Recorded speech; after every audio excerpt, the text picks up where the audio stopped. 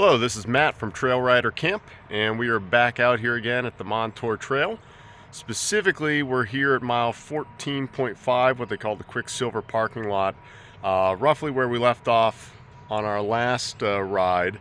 I figured today is going to be a similar kind of mileage amount, probably head out about 15 miles or so, and then turn around and come back here, and then that will leave us with kind of one more section for a future video.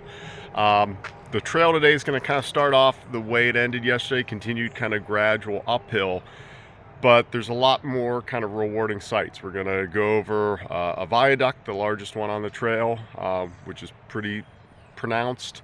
I might show you what's called the Panhandle Trail Connector if I have time.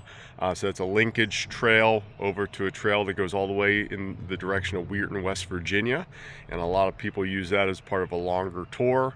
We're going to go through another tunnel, and then today's part of the trail is, I mentioned last time that the trail kind of is shaped either like an L or a C. It starts to the west of Pittsburgh, and then it kind of meanders down and eventually hooks across the southern swath of the southern suburbs.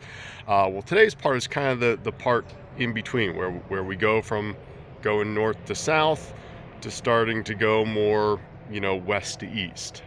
So we'll end up somewhere in what's called Washington County, south of the city, and then, like I said, we'll turn around and head back to the car at that point. I commented on this on the last video, but the Montour Trail is mostly packed limestone. There's some asphalt stretches here and there, but it is just riding absolutely perfect. We've had a fairly dry, hot summer in Pittsburgh this year, and so even though it's crushed limestone, I mean, this is packed down. There are no divots, there are no ruts or erosion, and I am absolutely flying this morning. And as you can kind of tell, as I go through a little tunnel, this stretch of the Montour Trail is probably the least densely populated area, much more rural feel to it, and so I don't anticipate running into many people here for this first hour or so. I said I had the parking lot to myself at 7:15 on a Saturday, and that's just because there's not near as many people that seek out this access point in this stretch. So here we're at the Panhandle Trail Connector. And the Panhandle Trail is a really cool, roughly 30-mile trail that starts right around the Carnegie area of Pittsburgh and then goes all the way kind of to Weirton, West Virginia, in the West Virginia Panhandle. And if you go in that direction for 30 miles, eventually you'll hit a DiCarlo's Pizza, and I love me some DiCarlo's Pizza. But here's the Montour Trail, and then you get this fork, and down there is the Panhandle Trail. So super simple, well signed, easy to see, you can't miss it. So again, a lot of people that do things like the Gap C&O and then they want to jump right over to Ohio to do the Ohio to Erie, chances are they're going to use this connector trail to get there. We are approaching here the McDonald Viaduct. So this is the highest and longest bridge on the trail. And again, beautiful morning for cycling. It's only about 60 degrees out right now, and I'll stop out here in the middle. I think they said something like 980 feet long, and then down below, stop here, is the Panhandle Trail. So when I showed you the connector a little bit back, it loops around and you keep going a ways that direction and it crosses into West Virginia. So, absolutely beautiful scene this morning. Sun's coming up. Trail all to myself.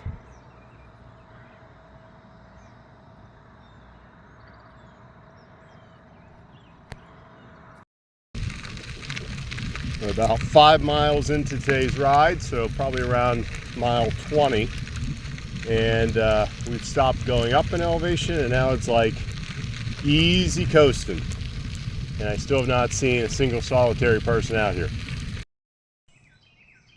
A really cool feature of the Montour Trail is all along the route they have these historic markers with historic pictures showing kind of what things look like 100+ years ago. So this one talks about a mine that used to operate here that the Montour rail line would service. And then, you know, while you're here, nice little bench with covering to rest and relax under if you wish. So as I've mentioned in the last video, a lot of nice kind of little bells and whistles along the way that you don't find on many other trails. So I'm running parallel to a active train line now, and it was weird because I kind of got to the top of a hill, started coming down, and all of a sudden the limestone got very soft through here. So a lot harder to kind of brake and get your grip. Also a parking lot back there with a lot of people. So I'm starting to see a lot of people. And then here is what's called the Westland branch. 4.1 miles long. I have never ventured down there. I'm not sure if I will today or not, but we'll see. I'm on the Venice Bridge, which is a bridge that kind of goes over this intersection here. And down below is a little corner restaurant called the Corner Kitchen Restaurant. Yeah, so it's called basically what it is. And they serve breakfast and lunch all day. So there is a food option here on the stretch of the trail. And literally at the end of the Venice Bridge, there's a parking lot. You can meander back on over to that restaurant if you need food. I'm right around mile 25 or so. And that's the Montour Trail down below. And what's kind of cool right around here is that on both sides you have these Ryan home communities, and just in the past few years they developed all this, and then they have this nice little connector trail that kind of runs down there. So I always thought this would be a super cool place for a cyclist to live. You could just jump on each day and get your ride in from your own back porch. And so I was taking a break anyway just to shed some layers and get a snack in me, and figured why not point this out. We're coming up on another tunnel here. I can't see the end too.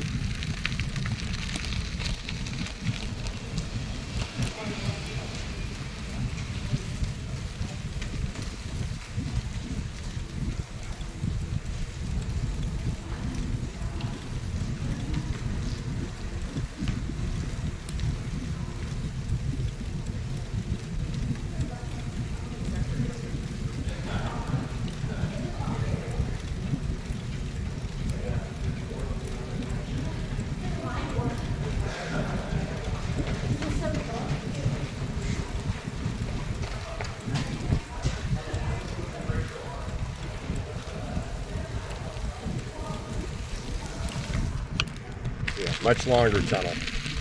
And you can kind of tell people are out in force now. Saturday morning, cross-country team just went past. I'm around mile 25 or 26, somewhere in that neighborhood. And I just went past the second campsite on the Montour Trail. And this one's way nicer than the Boggs Run one that I went over in the last video. But so many people there, I couldn't stop the videotape now. I'll try to get on the way back. I have really not had a chance to tape much in the past few miles, just because again, the crowds on the trail went from being non-existent to oppressive. I think I passed maybe 3 or 4 different cross-country teams out for runs, just people everywhere. So I don't know if it's the time of day. We're also getting into a much more densely populated southern suburb, an area called Peters Township, which is very affluent, lots of housing developments. So this is a local park right on the trail. So you got a nice covered picnic table area in case there's some bad weather blowing through, playground, ball field. And then right up the way here is something called the South Point Connector. And that's something that they just added new about a year or two ago that brings you up to a big indoor like soccer facility. My son used to practice there for a year, and I did that stretch of trail a lot. And it kind of meanders, and it's kind of tough uphill going. But if they're open, they do have like a restroom in there. They do have snack bar, or again, if you need to get out of the elements for a longer period of time, that might be an option worth riding up to check out. If you're craving a slushy and some peanut M&Ms and they're open, that's an option for you. So it totally slipped my mind, but at mile 27, right on trail, there's a place called the Tandem Connection, which serves ice cream, and it's a bike repair shop, and it has one of the busiest parking lots on the entire trail. So I didn't get video because it was packed, but I'll try to do that on the way back also. Beautiful bridge crossing and another tunnel here at mile 28 and a half. And it's really cool because you look out to the left and you got a golf course and then a ravine below. Really picturesque scenery at mile 28 and a half. So at mile 29 here, you ride through this parking lot, and if you're looking at actually bringing your car and parking somewhere, do not park here. The access road is insanely steep. I would not recommend it. I always thought this was kind of a cool little place. They got another train car and then all these old kind of train station signs. So I'm not sure exactly what this is. I've ridden past it many times before, but they have all sorts of old stuff that it looks like they've been restoring. So, cool place. Alright, so I'm at mile 31, the parking lot at Valley Brook Road, and you have like I don't know if it's like a yoga studio or what, but they must be changing classes right now because there's tons of people coming in and out. And if you're parking for the trail, you can park down at that end, but down at this end it's only for people going to these businesses. So be aware that they do have signs up that they ticket if you're riding bikes or whatever and you're parking in the wrong parking spots. But I think in the future I'll just come down here and park at the end. So this puts me at about 16 and a half miles biked. I'm gonna turn around. I might do that spur trail I passed way back. Not sure, we'll see kind of how the legs are feeling at that point. And then I'll try to get some snapshots of some of the stuff that I didn't get a chance to on the way out because of crowds. But like I said, a lot of people on the trail right now. So here's the bridge I mentioned earlier. It's kind of over a gorge on one side, and you got the golf course on the other. Beautiful.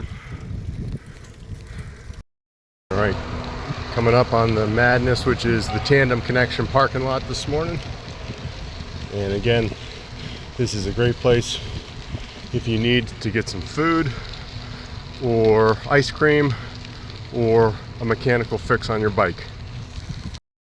Alright, so I'm at campsite number 2 here on the Montour Trail, probably around mile marker 26, somewhere in that neighborhood. And they actually have 5 different campsites. Again, first come, first serve. They got a shelter, and that was the only shelter I saw, and then there's multiple places to pitch a tent. And then they got tons of firewood here, more firewood down there, and then some picnic tables. So, you're right on the trail. But definitely a little bit more private than the last one. So I decided to take the Westland branch, which is a 4.1 mile spur trail. Feeling pretty good. Again, the weather's been beautiful this morning, so I figured why not see if there's anything to see down here. So far not much to see. Trail much narrower here. You cross the main road, and then you pretty much have just like scrap industrial stuff piled up on the side of the trail. So not impressed with the Westland spur thus far. So not really sure what the point of this Westland spur trail is. I'm like a mile and a half into it, and you just kind of run right next to an active train line, and it's narrow, and you're in the sun, and in some places the vegetation off to the side is kind of growing over onto the trail, and the surface, because it probably gets way less usage, is way softer and way harder to pedal on. And I have came past 0 people on this so far, and I feel like I'm mostly going uphill. So I'm thinking that this was maybe a bad decision, but a decision that I will follow through to the end, and then turn around and start heading back in the direction of my car.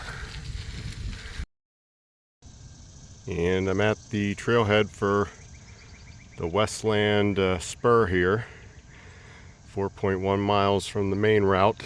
And this is the only parking lot or trail access at all on this spur. And it's tough. I mean, it's basically the first 2 miles you're going kind of gradually up, and then you got 2 miles where you go way down. But it's not like an easy coast down, because, as I mentioned, this crushed limestone is not hard packed, and so you sink. So now, as I turn around, I got 2 miles of pretty much straight up ascent, and it's on a very narrow trail. And I passed a few people. At one point, I had a guy who was like a heavier set guy on a big e-bike, and I could barely get around him. I mean, he was taking up like the whole trail. So I'm not looking forward to the way back, because it's going to be tough. And then I've still got, you know, a number of miles back to the parking lot from there. So I'm back home, and in summation, I thought that this section of the Montour Trail is the best section by far. Scenery, I gave it a 7 out of 10. You got the viaduct, you got long tunnels, you have the golf course and the gorge, you have a number of really nice bridges that you cross. Surface, likewise, for the most part, excellent, fast riding, crushed limestone, really packed down nicely. The only things I would have taken off for it all there is a few soft spots near the railroad track. Safety, gave it a 4 out of 5. You have a few road crossings, but they're way less busy than the section by Robinson. Frankly, the biggest safety concern of the day for me was other human beings. You had a lot of people out on the trail, especially in that Peters Township area, and they're on their phones and they're not paying attention whatsoever to bikers, or anybody else around them. Food and drink, gave it a 3 out of 5. You got ice cream at the Tandem Connection. You have the corner kitchen that you can get breakfast or lunch. You have South Point Fieldhouse that you could potentially get a snack at. So there's stuff there. Parking, 5 out of 5. Facilities, 5 out of 5. Consistent the whole way of the Montour Trail, top notch. Wildlife, saw some farm animals, some deer, so gave that a 3 out of 5. Fun overall, 4 out of 5. Had a great time, and total 38 out of 50, which is a really solid rating in my opinion. So if you haven't done this section of the Montour Trail, highly recommend that you get out and give it a try.